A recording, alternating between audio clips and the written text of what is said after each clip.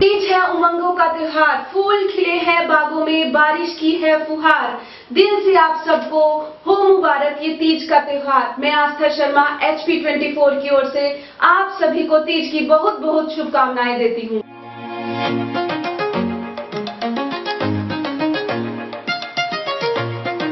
आइए हिमाचल की कुछ खबरों पर नजर डालते हैं। सिरमौर में कोरोना आज फिर कहर पर, 28 नए मामले। नाहन के गोविंदगढ़ में 20 मामले, वैली आयरन पांवटा में 5 मामले, ददाहू में 2, पांवटा में 1। जिला मैजिस्ट्रेट ने की पुष्टि।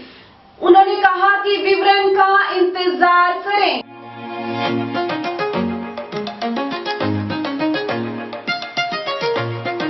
जयराम ठाकुर जी ने कहा कि सुरेश कश्यप के नेतृत्व में पार्टी राज्य में नई ऊंचाइयां प्राप्त करेगी। वर्तमान में अनुसूचित जाति मोर्चों के राज्य अध्यक्ष हैं जल शक्ति मंत्री महेंद्र सिंह जी, शिक्षा मंत्री सुरेश भारद्वाज जी, शहरी विकास मंत्री सरवीन चौधरी जी, ग्रामीण विकास एवं पंचायती राज मंत्री वीरेंद्र कंवर जी, उद्योग मंत्री विक्रम सिंह जी, वन मंत्री गोविंद सिंह और सामाजिक न्याय एवं आधिकारिक मंत्री डॉक्टर राजीव सैजल जी ने भी सुरेश कश्यप जी को राज्य भाजपा अध्यक्ष बनने पर बहुत बहुत बधाई दी। मैं भारतीय जनता पार्टी के राष्ट्रीय नेतृत्व आदरणीय प्रधानमंत्री नरेंद्र मोदी जी का, आदरणीय पार्टी के हमारे राष्ट्रीय अध्यक्ष जगत प्रकाश नड्डा जी का, गृह मंत्री अमित शाह जी का आभार व्यक्त करता हूं, जिन्होंने हिमाचल प्रदेश के पार्टी के अध्यक्ष के पद पर शिमला लोकसभा क्षेत्र के सांसद श्री सुरेश कश्यप जी को मनोनीत किया है। मैं सुरेश कश्यप जी को बहुत बहुत बधाई देता हूं और शुभकामनाएं देता हूं। सुरेश कश्यप जी बहुत लंबे समय से भारतीय जनता पार्टी के साथ एक निष्ठावान कार्यकर्ता के रूप में काम करते हुए आगे बढ़े। बीडीसी के सदस्य और उसके पश्चात संगठन के विभिन्न दायित्वों का निर्वहन करते हुए वर्तमान में भी वो अनुसूचित जाति मोर्चा के हमारे प्रदेश के अध्यक्ष थे। अभी जो दायित्व दिया गया है प्रदेश अध्यक्ष का, वो स्वाभाविक रूप से कई तरह से महत्वपूर्ण है। उसमें विशेष तौर से एक तो अनुसूचित जाति के कार्यकर्ता को पार्टी का प्रदेश का अध्यक्ष नियुक्त करना, ये एक बहुत बड़ा सम्मान उस वर्ग के लिए भी है और प्रदेश के लिए भी है। दूसरे, सांसद के साथ साथ में श्री सुरेश कश्यप जी शिमला लोकसभा क्षेत्र का प्रतिनिधित्व करते हुए और सांसद के साथ साथ में एयरफोर्स में अपनी सेवाएं देने के पश्चात सेवानिवृत्त एक सैनिक होने के नाते भी ये भी एक महत्वपूर्ण पहलू है जो उनके व्यक्तित्व के साथ जुड़ा है। अच्छे पढ़े लिखे हैं, एमफिल तक उन्होंने पढ़ाई की है और उसके साथ साथ में एक गरीब परिवार से संबंध रखते हैं, साधारण परिवार से संबंध रखते हैं और पार्टी के इस महत्वपूर्ण दायित्व का निर्वहन वो बखूबी करेंगे, ऐसा मेरा विश्वास है। और मैं एक बार फिर से उनको बहुत बहुत शुभकामनाएं देता हूं, बहुत बहुत बधाई देता हूं। उनके नेतृत्व में हिमाचल प्रदेश में पार्टी मजबूत होगी। हिमाचल प्रदेश में भारतीय जनता पार्टी की सरकार 2022 में फिर हम सत्ता में लाएंगे, ऐसा मुझे विश्वास है। और इसी विश्वास के साथ एक बार फिर से सुरेश कश्यप जी को बहुत बहुत बधाई, बहुत बहुत धन्यवाद।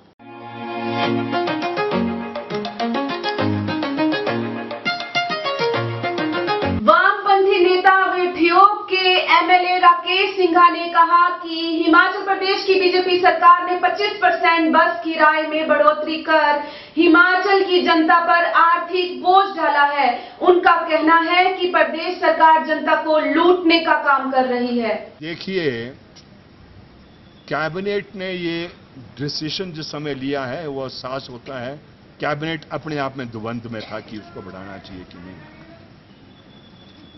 जब हिमाचल प्रदेश के मुख्यमंत्री साहब ये कह रहे हैं कि भाई मैं भारी दिल से इसको बढ़ा रहा हूं, तो स्वयं इस बात को वो स्वीकार कर रहे हैं कि it is unjustified hike in the जो आपने किया 25%।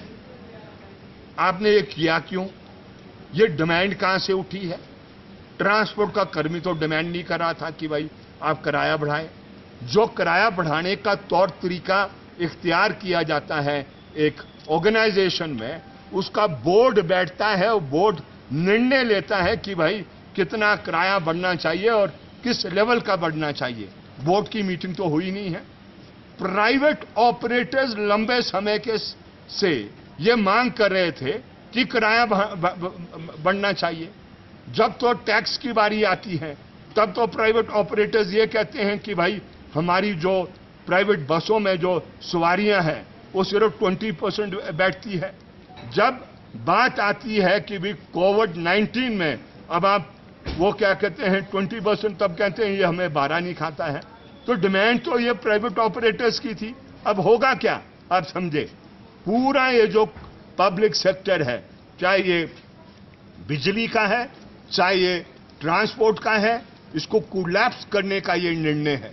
आप जानते हैं ये किराया जो बढ़ गया है, जो प्राइवेट ऑपरेटर्स हैं वो उस किराए को वो मनमर्जी के आधार पर लेते हैं। मनमर्जी का मतलब है 100 रुपए का अगर किराया होगा 80 रुपए में भी सवारी को बैठाएंगे, 80 रुपीज में। क्या ट्रांसपोर्ट के कर्मी 80 रुपए में सवारी को बैठा पाएंगे? स्ट्रेट अवे उसकी ट्रांसफर हो जाएगी, डिसिप्लिनरी एक्शन हो जाएगा। तो सवारी कहां चूज करेगी? सवारी चूज करेगी जो 3000 की फ्लीट आपकी प्राइवेट बस ऑपरेटर्स है, वो पहली प्राथमिकता वहां देगी उसको, क्या कहते हैं, उन बसों में बैठने की, और आपकी ट्रांसपोर्ट की बसें खाली घूमेगी। तो आप किसके पक्ष में डिसीजन ले रहे हैं? आप जब डिसीजन कैबिनेट में लेते हैं, सोच समझ के सरकार को निर्णय लेना है कि उसको क्या करना है क्या नहीं करना है। सरकार की प्रथम जिम्मेवारी ये बनती है कि किस तरीके से जो उसका पब्लिक सेक्टर है, सार्वजनिक क्षेत्र है, उस सार्वजनिक क्षेत्र को किस तरीके से बचाना है। लेकिन पूरी सरकार, चाहे केंद्र की हो या राज्य सरकार है, वो सारी नीतियां इस दृष्टि से बना रही है कि निजी मालिक की पूंजी को किस तरीके से प्रोटेक्ट करना है और उसको किस तरीके से बढ़ावा देना है। ये अच्छी बात नहीं है। इसलिए हिमाचल प्रदेश की सरकार को इस विषय को लेकर पुनर्विचार करना है और करेक्ट मेथड्स इख्तियार करने हैं कि आप किस तरीके से करेंगे। ये बातें उसके अलावा पर है जो कोरोना ये महामारी जो चली है, कोविड-19 चली है, लोगों की पीड़ा इस पीरियड में बढ़ी है, और जब आप ऐसा निर्णय लेंगे आप पीड़ा जनता की और बढ़ाएंगे, ना कि कम करेंगे। और ख्याल करे सरकार, अभी कोविड-19 का पीक आया नहीं है, पीक अभी आना है, और आप ऐसे निर्णय ले रहे हैं जो आपको मदद नहीं करेगा, लेकिन वो कोविड-19 के साथ, कोरोना वायरस के साथ ऐसे निर्णय मदद करेंगे। लोगों को ऐसे निर्णय मदद नहीं करने वाले।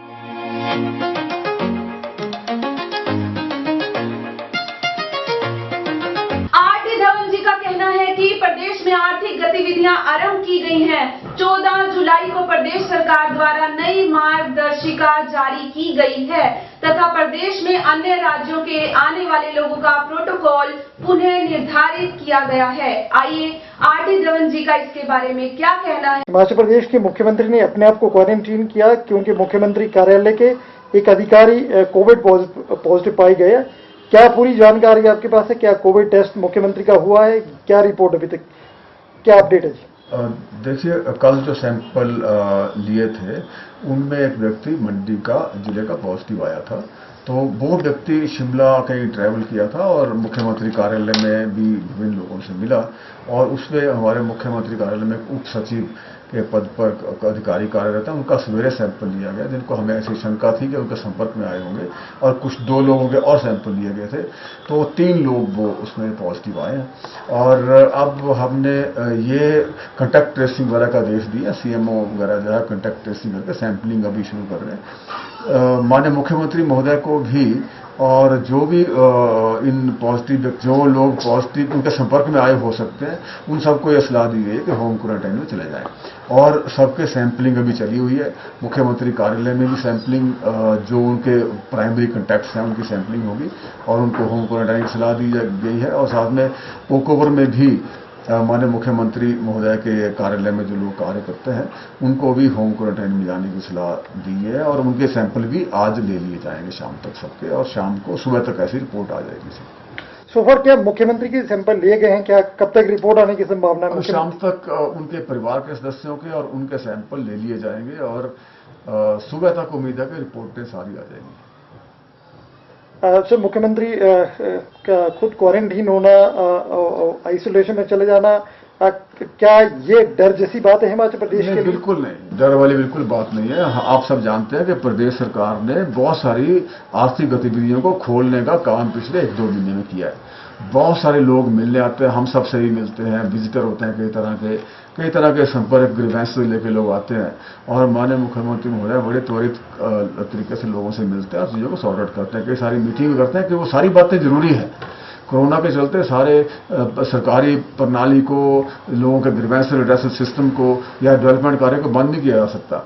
वो भी साथ होना है और कोरोना भी साथ होना है, ये बात तय है। तो उसी के चलते ही अगर ऐसी बातें होना कोई बड़ी नामुमकिन बात नहीं है। ऐसा जब आप अनेक लोगों से मिलेंगे, कुछ लोग रश भी पैदा कर देते हैं, कुछ लोग कई तरह के आपके संपर्क में आने का चांस होता है। इसमें कोई एक तो बात है कि चिंता वाली कोई बात नहीं है।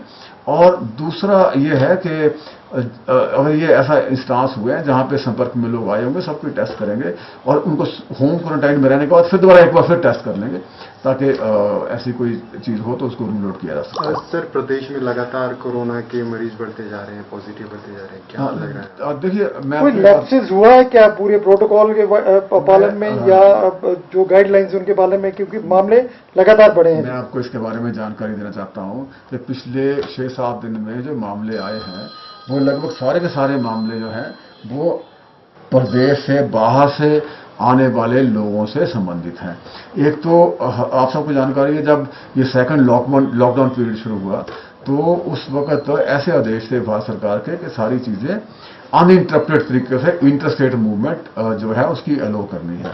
तो उसका प्रदेश सरकार ने भी उसका पालन किया, किंतु हमने देखा कि प्रदेश में एंट्री बढ़ गई थी। लगभग 8-9 हज़ार व्यक्ति डेली प्रदेश में एंटर कर रहे थे और ये भी जानकारी मिलने लगी कि बहुत सारे लोग ऐसे हैं जो गलत एंट्री करके सिस्टम में अपने तथ्यों को छुपा के, अपना एड्रेस को गलत लिख के और तथ्य छुपा के प्रदेश में एंटर करने लगे थे, जिसमें हमें चिंता बढ़ी थी। और हमने 14 तारीख को प्रदेश सरकार ने सारे मामले को रिव्यू करते हुए नई इंस्ट्रक्शन जारी की थी, जिसके तहत आईटी सिस्टम में कुछ बदलाव किया गया और बाहर से आने वाले लोगों का प्रोटोकॉल रीडिफाइन किया गया, जिसके तहत यह था कि एक मुख्यतः कि जितने भी माइग्रेंट लेबर बाहर से इंडस्ट्री पर्पज के लिए आएगी उसको पहले IQ करेंगे, उसके बाद नेगेटिव रिपोर्ट आने के बाद ही वो फैक्ट्री में ज्वाइन करेंगे। तो उसके तहत ये जितने भी लूप होल हमें लग रहा था, जिनकी वजह से ये केसेस हमें नजर आए, वो सारे लूप होल पहले प्लग हो चुके हैं और ये जो हमने व्यापक टेस्टिंग आए हुए लोगों की है उसके ही ये पॉजिटिव केस आए हैं। मुझे उम्मीद है अगले कुछ दिनों में ये केसेस स्टेबलाइज हो जाएंगे, कम हो जाएंगे। सर, सीएम ऑफिस सर क्या बंद रहेगा सर? इन जैसे सीएम साहब होम क्वारंटीन हो? देखिए, सीएम ऑफिस को और ओक ओवर को आज शाम को डिसइंफेक्ट कर देंगे, ऐसे मैंने आदेश दे दिए। बंद रहने का तो आवश्यकता नहीं है, किंतु जैसे मैंने कहा कि जो लोग डायरेक्ट संपर्क में या किसी भी रूप में उनके संपर्क में आए, उनके सैंपल लेके उसको टेस्ट करें, कल सवेरे उनकी रिपोर्ट आ जाएगी। और जो भी ऐसे व्यक्ति जिनके सैंपल लिए जाएंगे वो होम क्वारंटाइन में रहेंगे। मैं सोचता हूं कि 5-6 दिन बाद उनके सैंपल दोबारा से रिपीट करेंगे, टेस्ट फिर करेंगे और फिर नेगेटिव आएंगे तो फिर वो नॉर्मल दफ्तर अटेंड कर सकते हैं। दूसरा सर, ITBP के जवान सर जो फौजी भाई है सर, वो भी लगातार इनके सर कोरोना पॉजिटिव पाए जा रहे हैं सर। आपने ठीक बोला। जिला शिमला की बात करें तो जिला शिमला में सबसे ज्यादा अगर जो कोविड पॉजिटिव केसेस आए वो सेना के जवान में या अर्धसैनिक बल में ITBP की बात करें, उसको लेके क्या गाइडलाइंस होगी? आप देखिए, कुछ चाइनीज बॉर्डर पे जो चीजें बीच में नोटिस में आई आप सबके ध्यान में है, तो काफी मूवमेंट आर्मी और पैरामिलिट्री फोर्सेस का हुआ। तो प्रदेश सरकार ने ये ऐसे आदेश किए थे कि फोर्सेस की मूवमेंट को अनइंटरप्टेड अलो किया जाए और ऐसे उसके तहत ही सारा कुछ हुआ। किंतु ये सारे लोग लगभग आइसोलेशन में थे, वहीं टेस्ट हुआ है, वो कम्युनिटी में इनका किसी को प्रभाव नहीं पड़ा है। ये आपकी बात ठीक है कि कुछ केसेस हमारे आए हैं, जैसे ITBP केसेस आए हैं, 30-35 केस, और कुछ आर्मी के केसेस भी आए हैं, चंबा और कांगड़ा में, कुछ शिमला में भी आए हैं। कुछ ये शादी वाले केस जो आपको गोविंदगढ़ नाहन की बात हुआ बार बार ये उठ रही है, 80 लोग तो उसी के आए हैं, 150 लोग तो माइग्रेंट लेबर से संबंधित हैं। और इसलिए मैं कह रहा हूं कि ये एक आइसोलेटेड केसेस है जहां पे हमें पता है क्या हुआ है, क्यों हुआ है। इसका हिमाचल की ओवरऑल कोरोना की स्थिति से कोई संबंध नहीं है। यह स्थिति फिर से पूर्णतः नियंत्रण में है। मैं आपको कुछ डाटा ऐसा दूंगा जिससे आपको लगेगा कि हमारी मैनेजमेंट अभी भी परफेक्ट है और उसमें कोई कमी नहीं है। फॉर एग्जाम्पल, कोरोना की मैनेजमेंट में तीन चार चीजें महत्वपूर्ण होती हैं। एक तो होती है कि आप व्यापक टेस्टिंग करें। दूसरी चीज बड़ी महत्वपूर्ण है कि आपकी टेस्टिंग उस स्तर पे हो ताकि आप किसी ऐसे वल्नरेबल ग्रुप को छोड़ ना दें। और तीसरी बात यह है कि आपकी जो मोर्टेलिटी रेट है वो कम से कम हो। वो सारी बातों पे हम काम इफेक्टिवली कर रहे हैं और हमारे पैरामीटर, सारे फैक्ट्स जो हैं वो अन्य राज्यों से बहुत अच्छे हैं। मैं राष्ट्रीय स्तर पे बताऊं तो 11,000 सैंपल पर मिलियन अभी तक टेस्ट हुए, हमारे 17,000 से ऊपर हुए हैं टेस्ट। और दूसरा, जो हमारे पड़ोसी राज्य हैं उनसे ज़्यादा हमने टेस्ट किया है। उत्तराखंड, पंजाब, हरियाणा से हमारी टेस्टिंग ज़्यादा है। और तीसरी बात यह है कि टेस्टिंग जितनी भी है उसमें जो पॉजिटिविटी रेट है वो बड़ा महत्वपूर्ण है।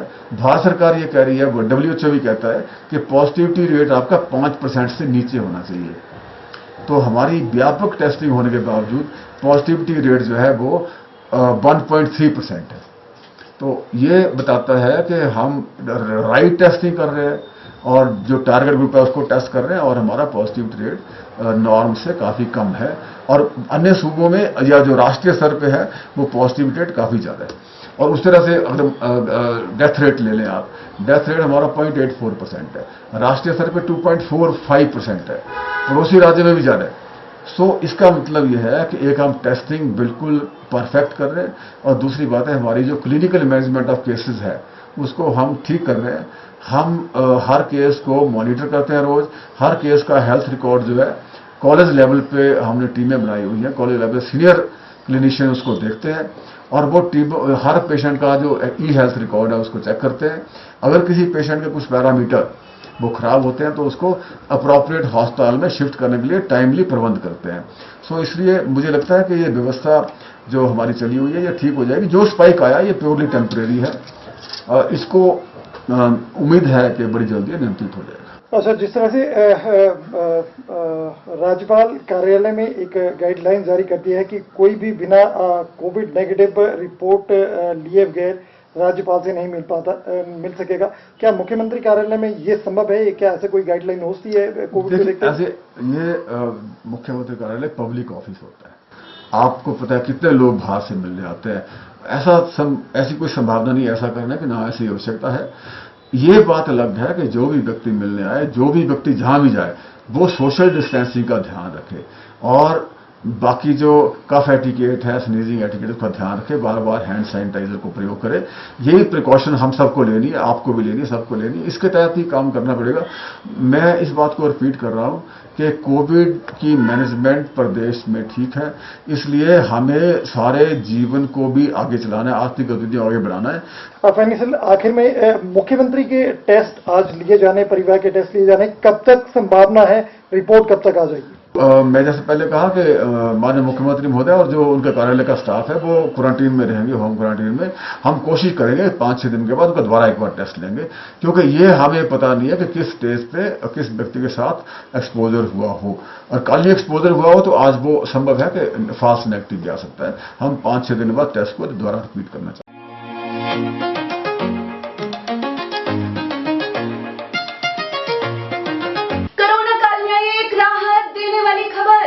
जहां कोरोना ने तांडव मचाया हुआ है, वहीं दूसरी ओर हमारे देश की बायोलॉजिकल टीम वैक्सीन तैयार करने में लगी है। प्री क्लिनिकल स्टडीज से जो डाटा मिला है उससे ये वैक्सीन तैयार की जा रही है। इस वैक्सीन के फेज 1 और 2 क्लिनिकल ट्रायल को करने की मंजूरी drug controller general of India से मिल गई है। उनका कहना है कि ये वैक्सीन ग्लोबली एक्सेप्टेड नॉर्म्स के अकॉर्डिंग तैयार की जा रही है। ICMR के अकॉर्डिंग फेज 1 और 2 का ट्रायल इंसानों के लिए शुरू किया जाएगा।